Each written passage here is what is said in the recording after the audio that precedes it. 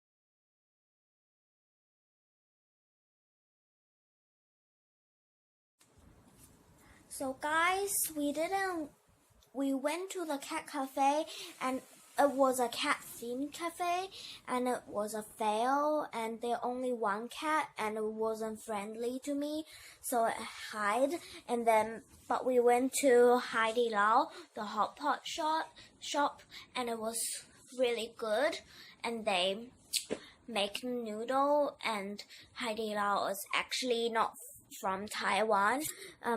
They're actually from Sichuan province, but we just went there because we were close to it. So hope you enjoy this video and don't forget to subscribe and hit the like button, and see you tomorrow. Bye.